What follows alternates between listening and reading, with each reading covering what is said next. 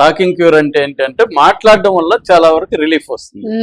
అది వాళ్ళు ప్రాక్టికల్ గా అన్నావో అనే ఒక పేషెంట్ వచ్చి ఆమె రెగ్యులర్ గా మాట్లాడిస్తే మాట్లాడుతూ ఉండే కొద్దీ ఆమె ఇష్యూ రికవర్ అయిపోయింది ఆమెకి. అంతకుముందు ఆమెకి హిస్టీరియా ఉండేది, ఆ హిస్టీరియా నయం అయిపోయింది. వీళ్ళు ఆశ్చర్యపోయారు, మనం ఏం చేయలేదు, మందులు లేదు, ఎలాగ నయం అయిపోయింది.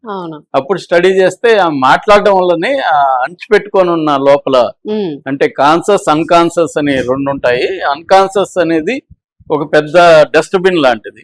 అన్కాన్షియస్ లో ఉన్న విషయం మనకు కూడా తెలియదు. అనేక విషయాలు సామాజిక ఆమోదం లేని విషయాలంతా అన్కాన్షియస్ లోకి వెళ్ళిపోతాయి. అవి వెళ్ళిపోయినట్టు మనకు కూడా తెలియదు, అవే ఒకసారి డ్రీమ్స్ లో వస్తుంటాయి. అందుకే మనకు డ్రీమ్స్ కూడా అర్థం కావు, ఎందుకంటే అన్కాన్షియస్ లో ఈ విషయం ఉన్నట్టు మనకే తెలియదు కాబట్టి అనేది ఫ్రాయిడియన్ థియరీ. అందువల్ల అన్కాన్షియస్ ని కాన్షియస్ గా మార్చడమే సైకో అనాలిసిస్ చేసే పని అన్నమాట.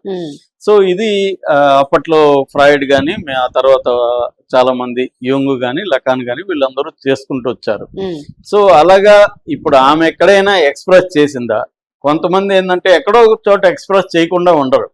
ఆ ఎక్స్ప్రెషన్ అనేదాన్ని చుట్టూ ఉన్న వాళ్ళు పట్టుకోలేకపోవచ్చు, కానీ అది ఫోన్లలో ఇంకెక్కడైనా ఇంటర్నెట్ ల్యాప్టాప్ లో ఎక్కడైనా ఉందా, మెయిల్స్ లో కానీ ఎక్కడైనా ఉందా, ఫోన్ లో ఎక్కడైనా ఎవరికైనా మెసేజ్ లో కానీ ఏమైనా ఉందా అనేది పరిశీలించడానికి ఇప్పుడు వాళ్ళ ఫోరెన్సిక్ టీంకి అయితే ఇచ్చారు.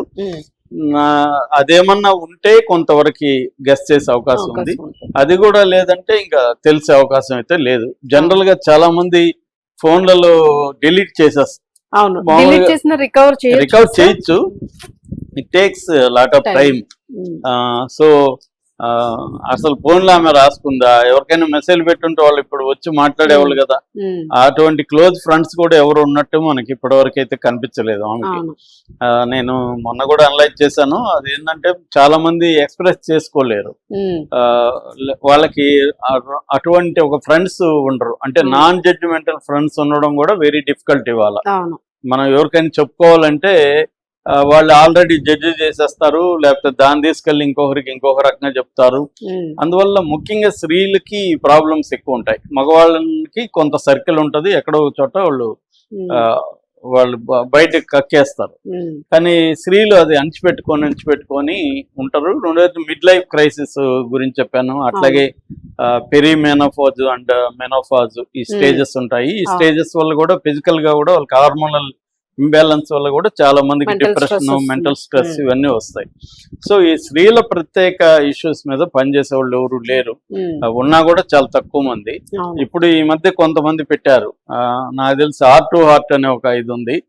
ఎప్పుడైనా వాళ్ళు మనకు బాధ ఉంటే ఫోన్ చేసి వాళ్ళతో మాట్లాడచ్చు, వాళ్ళు ఏం జడ్జి చేయరు, నీకేమీ సలహాలు ఇవ్వరు, జస్ట్ వింటారు అంతే. నీ సమస్యలు వింటారు. గంటకి 2000 ఎంతో ఉంది ఫీజు. సో అలాంటివి ఉన్నాయి యాక్చువల్ గా. నేను యాక్చువల్ గా ఆమెతో మాట్లాడితే ఆమె అర్ధరాత్రి 2-3కి కూడా నాకు ఫోన్లు వస్తుంటాయి, ఇవన్నీ చెప్పింది. కొంతమంది ఆత్మహత్య చేసుకోవాలనిపిస్తుంది, ఇవన్నీ చెప్పింది. సో ఇలాంటివి ఉంటాయి అన్నమాట. సో ఇవి మనం ముందు అసలు మనం దాని నుంచి బయట గుర్తించాలి, ఒకటి మనకి ఇష్యూ ఉందని గుర్తించాలి, ఆ సమస్య నుంచి బయటికి రావాలని మనం ప్రయత్నించాలి. ఈ రెండు జరగవు. ఈ రెండు జరగనప్పుడు ఏమవుతుంది, అది పెరిగిపోయి ఒకే ఒక మార్గము, అది డెత్ ఒకటే. లేకపోతే ఈ పెయిన్ నుంచి రిలీఫ్ కావాలంటే డెత్ ఒకటే.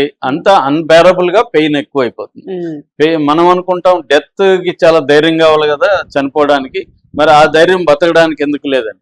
ఇది సింప్లిస్టిక్. ఇది వాళ్ళకి ఎట్లా ఉంటదంటే ఆ పెయిన్ ఎక్కువైపోయి ఈ పెయిన్ నుంచి విముక్తి కావాలి. విముక్తి అనేది లిబరేషన్, డెత్ లిబరేషన్ లాగా కనిపిస్తుంది. వాళ్ళ పాయింట్ ఆఫ్ వ్యూ మనం అర్థం చేసుకోవాలి, మన పాయింట్ ఆఫ్ వ్యూ నుంచి మాట్లాడితే కష్టం.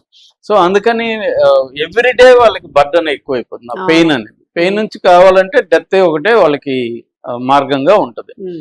సో అందుకని చనిపోతారు. ఇక్కడ వచ్చేసరికి నేను చెప్పాను ఆల్ట్రూయిస్టిక్ సూసైడ్ అంటారు. అంటే తమ పిల్లలు తాము లేకపోతే ఈ సమాజంలో బతకరు, భర్త ఎక్కడ ఉన్నాడు, భర్త వీళ్ళని కేర్ చేయకపోవచ్చు, రేపు వీళ్ళకి ఎవరున్నారు, సో వాళ్ళు రేపు నిందిస్తూ నన్ను తిట్టుకుంటూ బతకాలి, అందుకని వాళ్ళకి కూడా విముక్తి కలిగిద్దాం అన్న యాంగిల్లో ఆమె ఆలోచించింది.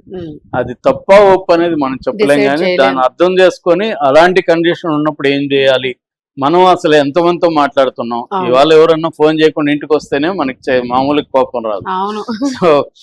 సో మనం ఎంతమందితో మాట్లాడుతున్నాం, మనం అంటే ఇవాళ సమాజమే ఇండివిజువేటెడ్ సోషల్ హ్యూమన్ బీయింగ్నెస్ అనేది పెరిగింది సమాజంలో.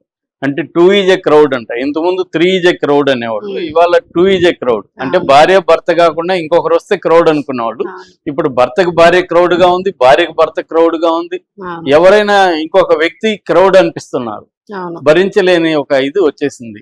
ఈ ఒంటరి హ్యూమన్ బీయింగ్నెస్ వల్ల ప్రపంచవ్యాప్తంగా ఇష్యూ ఉందన్నమాట. సో దీన్నే జగ్మంట్ బౌమన్ ఆయన లిక్విడ్ మోడర్నిటీ అనే కాన్సెప్ట్ లో డీటెయిల్ గా వివరిస్తాడు.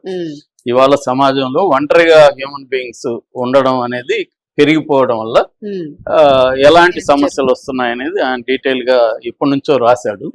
సో అది ఇండియాలో కూడా పెరుగుతుంది ఈ మధ్య కాలంలో. ఇండియాలో కమ్యూనిటేరియన్ హ్యూమన్ బీయింగ్నెస్, కమ్యూనిటేరియన్ లైఫ్ అనేది ఉండేది. షేరింగ్ గానీ రకరకాల మనం ఆటపాటలు కలవడము ఇవన్నీ ఉండేది. ఇది ఇప్పుడు తగ్గిపోయి ఇండివిజువేటెడ్ హ్యూమన్ బీయింగ్నెస్ అనేది వచ్చేసింది. వెల్త్ ఉండొచ్చు, ఇంకోటి ఉండొచ్చు, కానీ ఒంటరిగా ఉండడం. మొన్న అక్కడ సిజే జాయ్ అనే ఒక business man, confident group chairman కూడా చనిపోయాడు బెంగళూరు, మనం చెప్పుకున్నాం. ఆయన కూడా ఎవరికి చెప్పలేదు. ఆయన స్ట్రెస్ కొడుకు చెప్పలేదు, కూతురికి చెప్పలేదు, భార్యకి చెప్పలేదు, తమ్ముడికి చెప్పలేదు, ఎవరికి చెప్పలేదు. ఆ స్ట్రెస్ తో ఐటీ రైడ్ జరిగినప్పుడు తుపాయితో కాల్చుకొని చనిపోయాడు. ఆయనకు కూడా ఫైనాన్షియల్ ప్రాబ్లమ్స్ ఏం లేదు. కాబట్టి ఇలాగా ఈ మధ్యకాలంలో వ్యక్తుల మీద ఈ ప్రెజర్ పెరిగి మెంటల్ హెల్త్ ఇష్యూస్ అనేవి పెరిగిపోతున్నాయి. సో ఫోన్లలో ఏమన్నా తెలుస్తాయేమో అనేది అందరికీ ఉన్న ఒక ఆశ, కానీ అది టైం పడుతుంది, ఎందుకంటే ఫోరెన్సిక్ త్వరగా తేల్చరు. సో ఆవిడకి సంబంధించిన ఒక స్నేహితురాలు అయితే వీడియోస్ లోనే ఒక ఆవిడ ట్యాగ్ చేశారు సార్. నేను వాళ్ళ ఇంటి దగ్గరే ఉంటాను, తను నాకు తెలుసు, అప్పుడప్పుడు మాట్లాడుతూ ఉంటారు. పెళ్లి గురించి ప్రస్తావించారంట చాలా సార్లు. పెళ్లి అనేది ఒక నచ్చట్లేదు, ఒక వరస్ట్ ఇదే అన్నట్టు ఒక మెసేజ్ పెట్టారనమాట. ఒకవేళ మేబీ అదే భర్తకి భార్యకి కూడా దూరం ఉండొచ్చు, ఎందుకంటే నేను అది కూడా చెప్పాను, డిస్టెన్స్ మ్యారేజ్ అయిపోయినప్పుడు ఒక లోన్లీనెస్ ఉన్నప్పుడు భర్తకు కూడా మానసికంగా దూరం అయిపోతారు, ఫిజికల్ గా కూడా దూరం ఉంది, అదే వాళ్ళు ఐసోలేట్ అయిపోతారు.